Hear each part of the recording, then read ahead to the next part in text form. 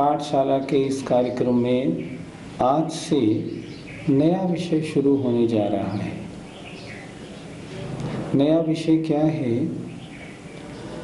हमारे 5 परमेष्ठी होते हैं: अरिहंत, सिद्ध, आचार्य, उपाध्याय और साधु। इन 5 परमेष्ठियों में कितनी कितनी क्वालिटीज़ होती हैं, कितने मूल गुण होते हैं, कितनी विशेषताएं होती हैं, कितने एक्स्ट्रा ऑर्डिनरी बातें होती हैं, उनकी चर्चा आज हम यहाँ करेंगे। जैसे सबसे पहले हम अरहंत परमेष्ठी की बात करेंगे। आप लोग देवसास गुरु की पूजा करते हैं ना, उसमें आता है ना, कहवत के 46 गुण गंभीर। हे भगवान, आपके 46 गुण कहने में आते हैं, तो वे 46 गुण कौन से होते हैं? सबसे पहले आज हम उन्हीं को बताएंगे। आज अरहंत भगवान तीर्थंकर प्रभु की चर्चा है, लेकिन 46 गुण आप याद कैसे रखेंगे? हम बताते जाएंगे, आप भूलते जाएंगे। तो एक काम करिए, कागज और पेन जल्दी ले आइए, लेके बैठ जाइए। हम बोलते जाएं, आप लिखते जाइए। अगर ऐसा करेंगे तो आपको याद रहेंगे, नहीं तो सब भूल भाल के बराबर हो जाएगा। लाइए कागज और पेंसिल लेके बैठिए, हम शुरू करते हैं। पहली परमेष्ठी अरहंत परमेष्ठी होते हैं। अरहंत परमेष्ठी के कितने मूल गुण होते हैं? अरहंत परमेष्ठी के आचार्यों ने 46 मूल गुण या 46 अतिशय कहे हैं। अतिशय किन्हें कहते हैं? सामान्य लोगों में, सामान्य मनुष्यों में जो बातें न पाई जाएं, अर्थात जो एक्स्ट्रा ऑर्डिनरी क्वालिटीज़ होती हैं, उन्हें हम कहते हैं अतिशय।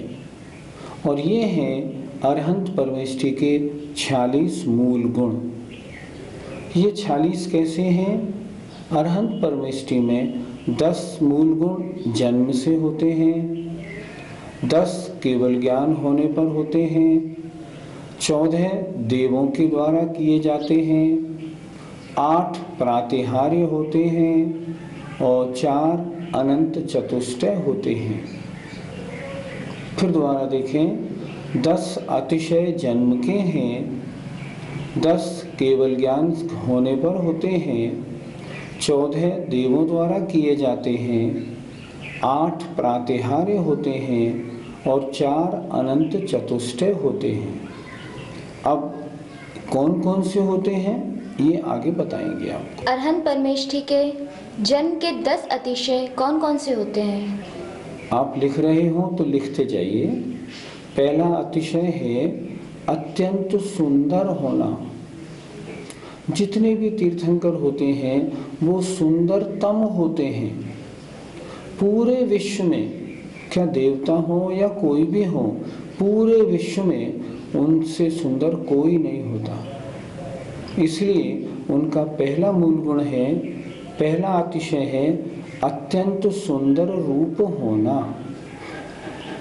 दूसरा है शरीर का सुगंधी देना, अर्थात उनका सुगंधित शरीर होता है। हमारे और आपके पसीने में बदबू आती है, उनके बदबू का कुछ नाम नहीं। जैसे अगरबत्ती में से खुशबू निकलती है, ऐसे ही उनके शरीर में से निरंतर खुशबू निकलती रहती है। तो दूसरा अतिशय हुआ शरीर का सुगंधित होना।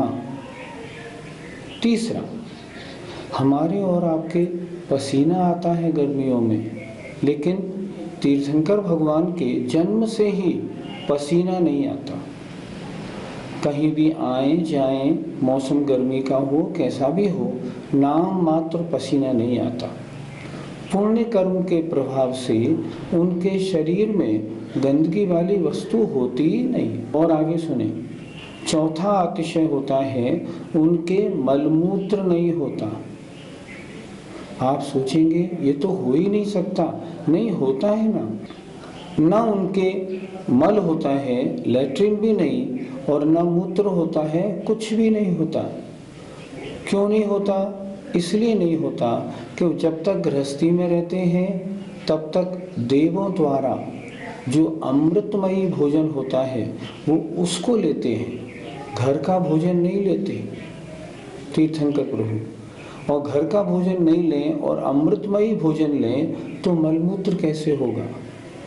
मलमूत्र जब होता है जब यहाँ का लोकल भोजन किया जाता है। छठा अतिशय है बल में, शारीरिक शक्ति में उनका कोई मुकाबला नहीं कर सकता। कोई भी आ जाए बड़े से बड़ा, लेकिन शारीरिक शक्ति में उनका कोई मुकाबला नहीं। और आश्चर्यजनक बात, उनका शरीर का जो खून होता है ना वो सफेद होता है। तो जो भगवान तीनों लोकों के समस्त जीवों के साथ स्नेह करते हैं, उनका खून अगर सफेद हो तो इसमें कोई आश्चर्य नहीं, इसलिए उनका खून सफेद होता है। आठवां, उनके शरीर में 1008 शुभ लक्षण होते हैं। शुभ लक्षण चिन्ह आपने देखा होगा, किसी किसी के यहाँ तिल बने होते हैं, किन्हीं किन्हीं के यहाँ सफ़ेद निशान होते हैं, लेसनिया बोलते हैं उनको, किन्हीं किन्हीं के यहाँ चंद्रमा बना होता है। इस तरह उनमें से 108 लक्षण बड़े होते हैं और 900 तिल होते हैं। सारा शरीर तिलों से भरा रहता है, देखने में इतना सुंदर लगता है जिसका कोई मुकाबला नहीं। 9वां, उनके शरीर का आकार, नाक, नक्शा, बनावट, नाक कितनी मोटी होनी चाहिए, आँख कैसी होनी चाहिए, कान कितने बड़े होने चाहिए, कंधे कैसे होने चाहिए, ऐसे होते हैं जैसे किसी ने जानबूझ के सुंदरतम निर्माण किया हो, ऐसा उनका आकार होता है। और 10वां, उनके शरीर की हड्डियां वगैरह जो होती हैं ये वज्र की, डायमंड की होती हैं, टूटती नहीं।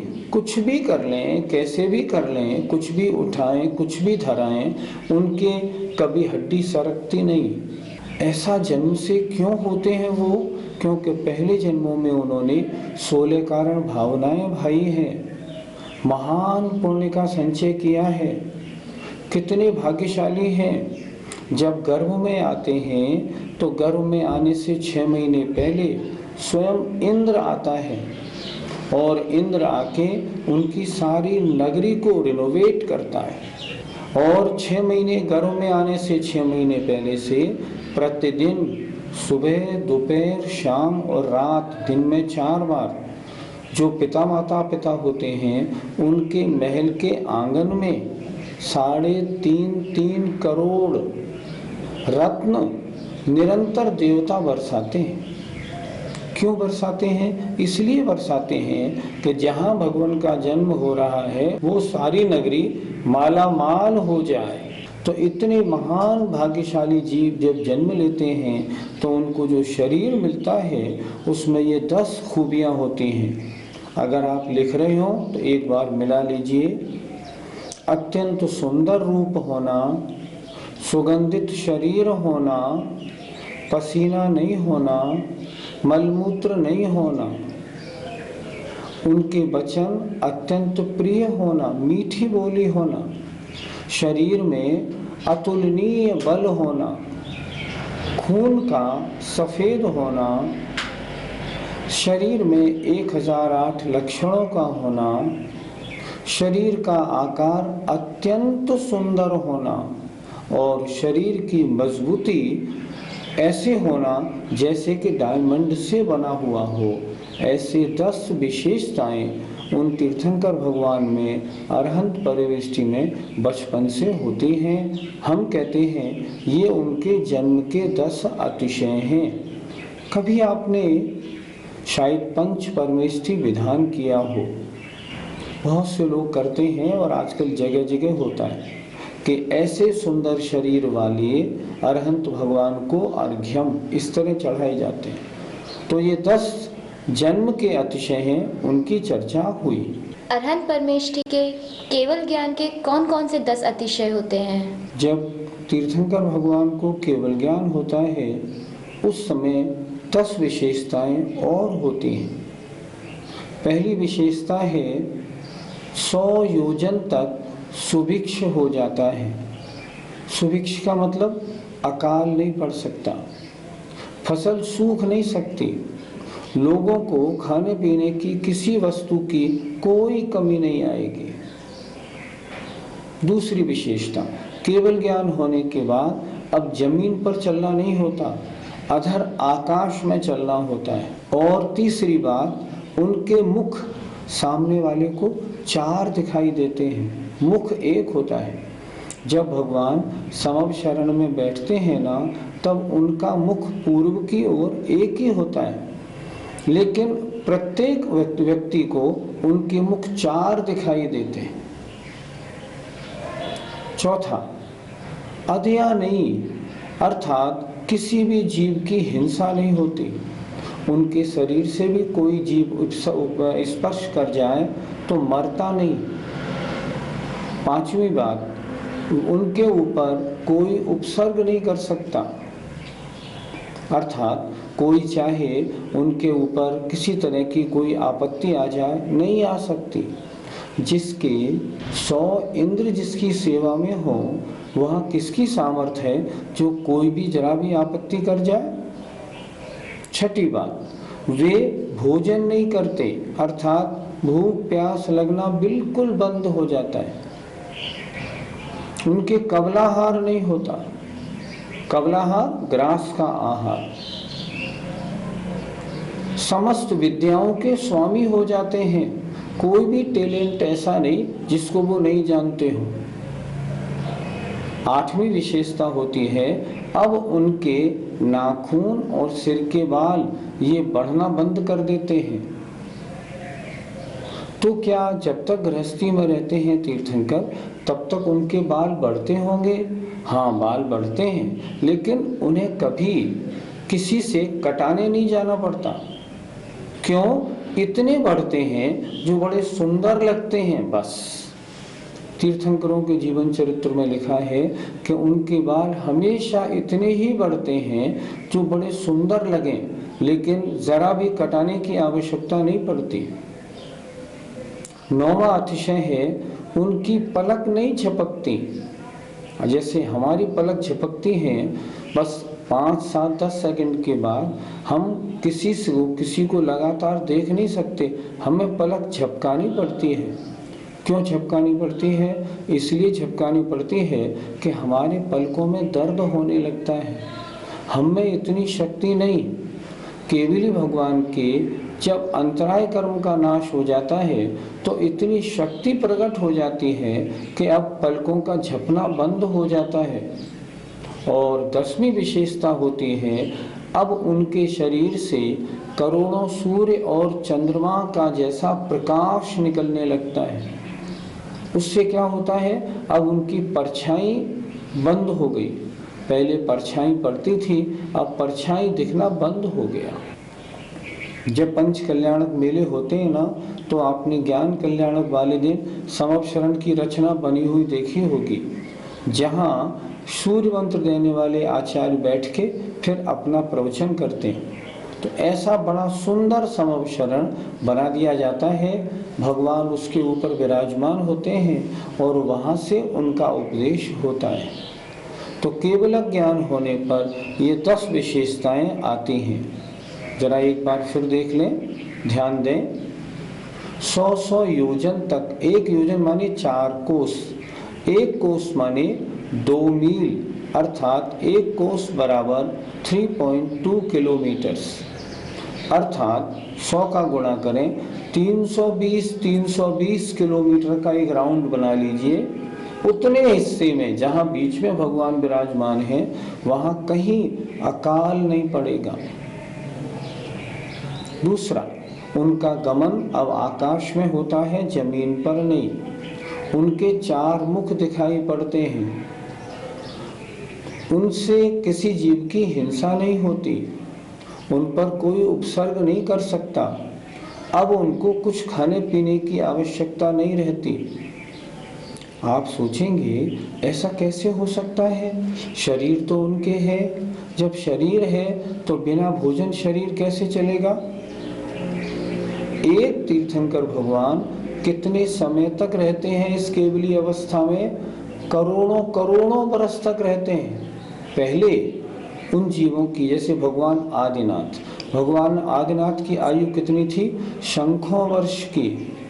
शायद आपको आश्चर्य लगेगा, आश्चर्य मत करिए, अब तो साइंस ने सब कुछ सिद्ध करके बता दिया। भगवान आदिनाथ का शरीर कितना लंबा था, 3000 फुट।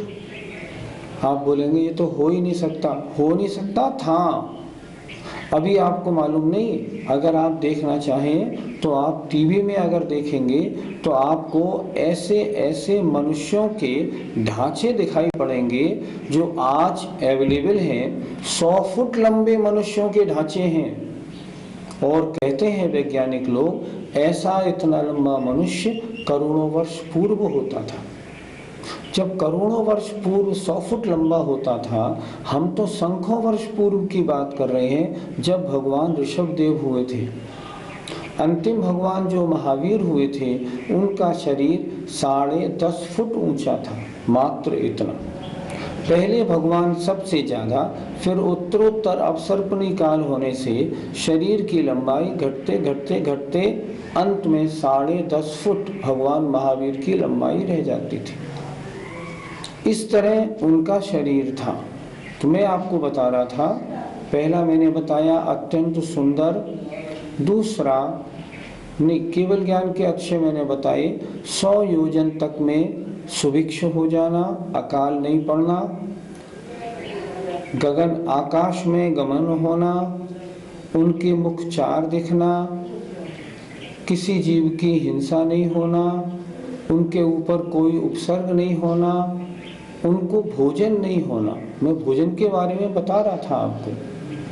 भोजन क्यों नहीं होना, देखिए हमारे और आपके शरीर में कितने कीड़े हैं, न मालूम कितने कीड़े भरे हुए हैं सारे शरीर में। हमारे खून में, हमारे हर जगह कीड़े कीड़े भरे हैं। वो क्या करते हैं, वो हमारे शरीर का कुछ न कुछ भाग खाते रहते हैं। इससे हमारे शरीर में डेप्रिसिएशन, गिरावट होती है। उस गिरावट को ऊपर उठाने के लिए, लेवल मेंटेन करने के लिए हमको भोजन लेना पड़ता है। जो केवली भगवान होते हैं उनके शरीर में एक भी कीड़ा नहीं होता, कोई भी कीड़ा नहीं होता। इसलिए उनके शरीर में जब डेप्रिसिएशन नहीं होता है तो उसको अप्रिशिएट करने के लिए फिर भोजन की ज़रूरत क्या, इसलिए भोजन नहीं करते। करोड़ों वर्षों तक बैठे रहते हैं, भोजन नहीं करते। समस्त विद्याओं के ईश्वर होते हैं, उनके नख और बाल नहीं बढ़ते, उनके पलक नहीं झपकते और उनकी छाया नहीं पड़ती। इस तरह केवल ज्ञान की 10 एक्स्ट्रा ऑर्डिनरी विशेषताएं होती हैं। अरहंत परमेष्ठी के जन्म के 10 अतिशय और केवल ज्ञान के 10 अतिशय, इनको हमने बहुत अच्छे से समझा। अब आप हमें ये भी समझाइए कि उनके देवकृत 14 अतिशय कौन कौन से होते हैं। देवकृत अतिशय माने ऐसी विशेषताएं जो देवों के द्वारा की जाती हैं, उन्हें कहते हैं देवकृत अतिशय। देवकृत अतिशय कौन कौन से होते हैं। पहली बात, उनकी जो भाषा, उनका जो उपदेश होता है, वो सारे देव जो वहाँ होते हैं वो देव उस उन भाषा, उस उपदेश को पूरे समव शरण में इस तरह फैलाते हैं कि समव शरण की 12 सभाओं में बैठने वाले सभी भव्य जीवों को ऐसा मालूम पड़ता है जैसे आगे वाले को जितनी आवाज़ आती है उतनी पीछे वाले को आती है। किसी भी जीव को ऐसा नहीं होता जो कम सुनाई पड़े या डिस्टर्ब सुनाई पड़े।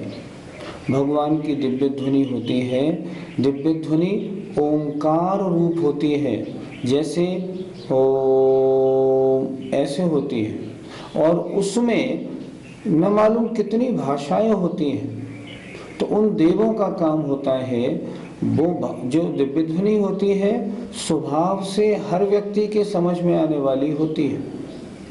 बंगाली अपनी भाषा में, मद्रासी अपनी भाषा में, बंगाल का आदमी अपनी भाषा में, सब अपनी अपनी भाषा में समझ लेते हैं। त्रियंच भी उसको अपनी भाषा में समझते हैं। ऐसी दिव्य ध्वनि होती है। उसको पूरे समव शरण में विधिवत पहुंचाने का काम ये देवों का होता है। तो पहला देवों का अक्षय हुआ अर्धमागधी भाषा का होना। दूसरा, वहां पर शेर भी आते हैं, समव शरण में त्रियंच जानवर पहुंचते हैं। शेर भी होता है और गाय भी होती है। वे बराबर बराबर बैठते हैं, लेकिन उन दोनों में रंच मात्र भी बैर नहीं होता। तीसरा अक्षय, देवों के द्वारा आकाश को बिल्कुल साफ रखा जाता है। ऐसा नहीं कभी आकाश से बारिश होने लगे, कभी आंधी आ जाए, ऐसा कुछ नहीं। सभी दिशाएं और आकाश एकदम साफ सुथरे होते हैं। चौथा, मौसम कोई सा भी हो, लेकिन 6 ऋतुओं के फल फूल जितने भी पेड़ होते हैं ना, सब में लग जाते हैं। जहाँ भगवान का समव शरण होता है, मान लीजिए सर्दी के दिन हो जनवरी और सामने आम का पेड़ हो, तो उसमें आम लग जाएगा। क्यों लग जाएगा? कि 6 ऋतुओं के जो फल फूल होते हैं एक साथ फल जाते हैं। अगला अक्षय, पृथ्वी कैसी होती है? कांच के समान चमाचम, धूल कंकड़ मिट्टी कुछ नहीं। अगला अक्षय होता है, जब भगवान विहार करते हैं तो उनके नीचे देवता लोग सुवर्ण कमलों की रचना करते हैं। विहार के समय सुवर्ण कमलों की रचना होना अगला अक्षय है। कौन बनाते हैं? देवता। ये देवकृत अक्षयों की बात चल रही है। अगला, आकाश में जो देवता होते हैं वो भगवान की जय हो, भगवान की जय हो, ऐसी ऐसी वाणी निरंतर बोलते रहते हैं। बड़ी हल्की हल्की ठंडी और अच्छी लगने वाली हवा बहती है। सुगंधित जल की हल्की हल्की भीनी भीनी बूंदें आकाश से गिरती रहती हैं, जिससे सब शरण में बैठने वाले सब जीवों का मन अत्यंत प्रसन्न रहता है। भूमि पर कंटक कांटे ठोकर लगने वाली कोई वस्तु बिल्कुल नहीं होती। सब जगह आनंद का माहौल हो जाता है। कोई किसी को चाबुक से मार नहीं सकता, किसी की पिटाई नहीं हो सकती, कोई चोर चोरी नहीं कर सकता, कुछ भी नहीं हो सकता। जब भगवान विहार करते हैं तब उनके आगे एक धर्म चक्र चलता है गोल। वो निरंतर प्रकाशमान होता है, वो सहस्त्र आरों वाला होता है और साथ में 8 मंगल द्रव्य होते हैं। इस प्रकार उन केवली भगवान के देवों के द्वारा ये 14 विशेषताएं की जाती हैं। वर्तमान में ये तीर्थंकर कहीं है या नहीं है? आप सब जानते हैं, वैदिक क्षेत्र में सीमंदर भगवान, युगमंदर भगवान आदि 20 तीर्थंकर भगवान आज भी विराजमान हैं और हमेशा 20 तो हमेशा विराजमान रहते हैं। जय जिनेन्द्र।